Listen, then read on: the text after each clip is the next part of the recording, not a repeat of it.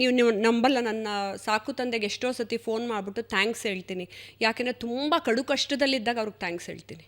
ನಾನು ಸುಖದಲ್ಲಿರೋವಾಗಲ್ಲ. ಸಾಕು ತಂದೆ ಪರಿಚಯ ಹೆಂಗಾಯ್ತು ನಿಮಗೆ? ಅವರು ಅಮೆರಿಕಾದಲ್ಲಿರೋದು, ನ್ಯೂ ಜೆರ್ಸಿನಲ್ಲಿ.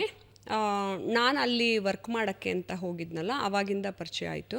ಆಮೇಲೆ ನಾವು 3 ಜನ ಹೆಣ್ಮಕ್ಳು ಈ ಥರ ಬೆಳೀತಾ ಇದ್ದಾಗ ಅವರು ಸಮಾಶ್ರಯಣ ಮಾಡಿಸಿ ನನಗೆ ಅವರು ಶ್ರೀ ವೈಷ್ಣವರು ಮೈಸೂರವರು ಆ ರೀತಿ ನನ್ನ ಅಡಾಪ್ಟ್ ಮಾಡಿಕೊಂಡ್ರು. ಅಂದರೆ ದೈವಿಕವಾಗಿ ಯಾವ ಏಜು ಅಂತ ನಾ ಪುಟ್ಟ ಮಗುಲೇ ಬೆಳೆಸಬೇಕು ಅಂತೇನಿಲ್ಲ. ಅಡಾಪ್ಷನ್ ದ ರೈಟ್ ಏಜ್, ನನ್ನನ್ನು ಕರೆಕ್ಟಾಗಿ ಆ ದಾರಿಗೆ ತೊಗೊಂಡು ಹೋಗಬೇಕು ಅಂದಾಗ. ನಾನು ಹೇಳಿದ್ನಲ್ಲ, ಇವಾಗಲೂ ನಾನು ಸುಖವಾಗಿದ್ದಾಗ ಥ್ಯಾಂಕ್ಸ್ ಹೇಳಲ್ಲ ಅವ್ರಿಗೆ.